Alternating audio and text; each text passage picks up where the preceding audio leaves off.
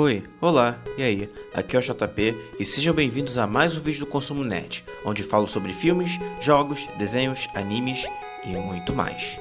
No vídeo de hoje vamos falar sobre o quarto filme da franquia de ação que ficou parada desde os anos 90 e retornou em 2015. Em breve teremos um spin-off.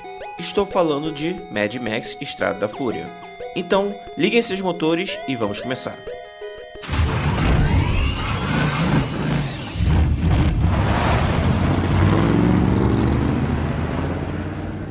Mad Max Estrada da Fúria teve um longo processo de desenvolvimento.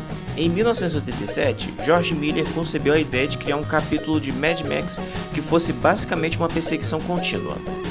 A trama começou a se formar em sua mente em 1998, durante uma caminhada em Los Angeles, e ganhou mais clareza cerca de um ano depois, enquanto viajava de Los Angeles para a Austrália. Nessa história, grupos de criminosos brigavam não por recursos como petróleo, mas pelo controle de seres humanos.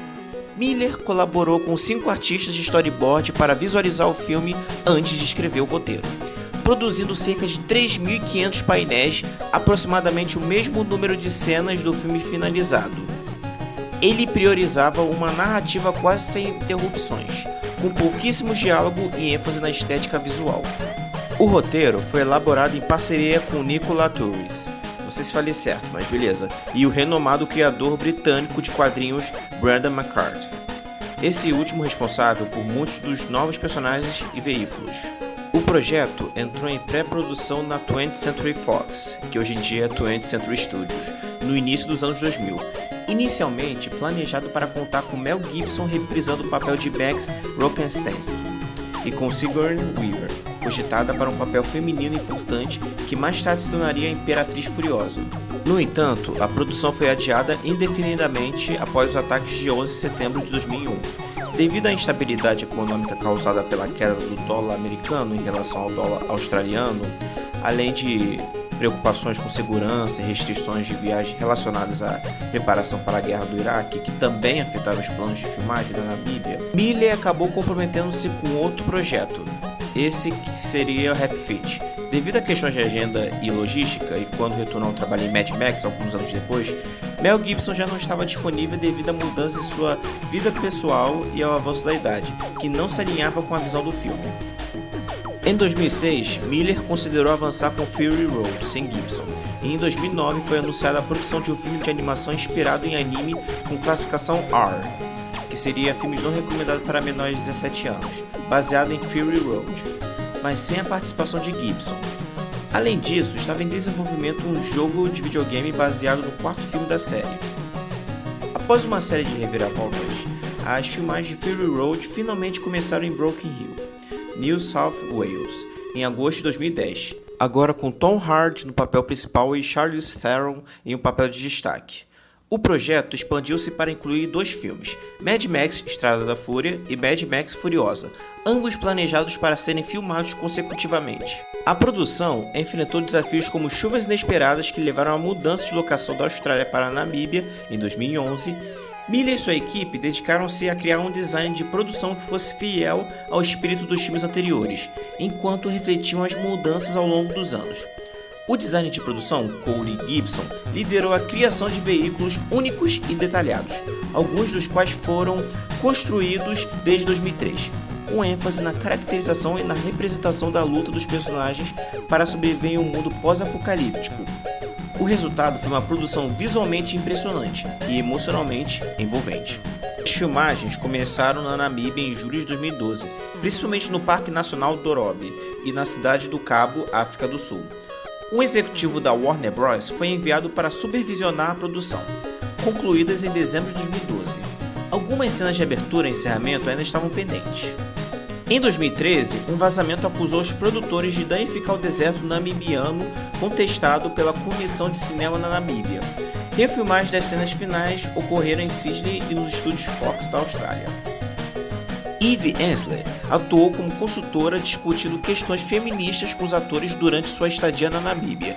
Cerca de 90% dos efeitos especiais foram práticos, incluindo o Duff Wagon e a guitarra do Duff Warrior, sem uso de CGI. Guy Norris supervisionou mais de 150 dublês.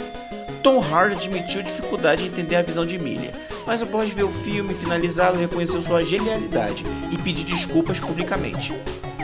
Durante as filmagens, Charlize Theron e Hart enfrentaram conflitos no set.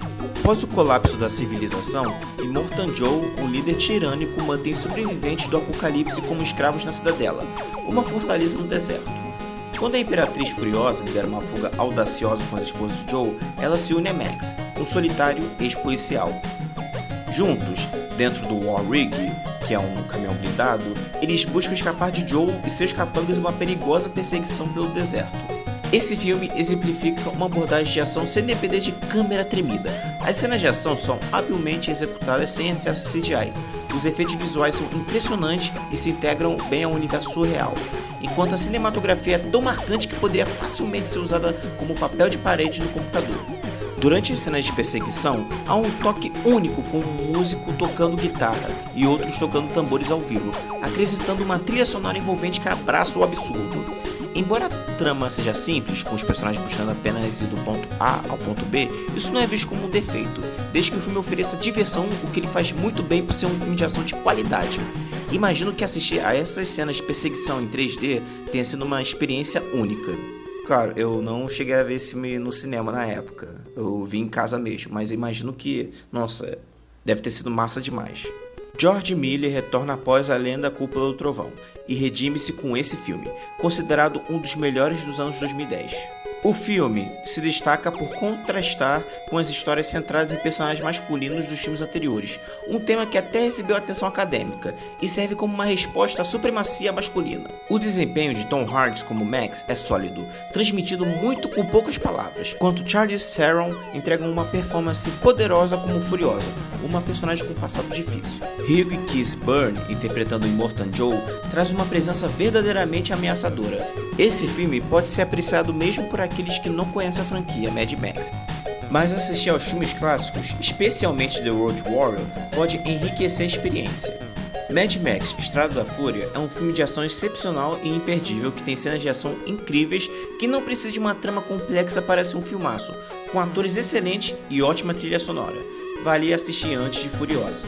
Conseguiu uma receita de 154,3 milhões de dólares nos Estados Unidos e Canadá, e 226,1 milhões de dólares em outros mercados internacionais, alcançando um total de 380,4 milhões de dólares em todo o mundo. Isso ocorreu, apesar do filme ter sido produzido com um orçamento estimado entre 154,6 dólares e 185,1 milhões de dólares, embora tenha sido um dos filmes de maior bilheteria de 2015, ocupando o 21º lugar. Relatórios da revista The Hollywood Reporter sugeriram que, após todos os custos serem considerados, o filme pode ter incorrido em um prejuízo líquido de cerca de 20 a 40 milhões de dólares. Encerramos aqui o vídeo, espero que tenham gostado. Não se esqueçam de dar aquele like, compartilhar com os amigos e deixar seus comentários. Seja uma crítica construtiva para meu aprimoramento ou sugestões para futuros vídeos. Se ainda não é inscrito, não deixe de se inscrever no canal. Lavem as mãos, bebam muita água e continue se cuidando. Valeu e nos vemos no próximo vídeo.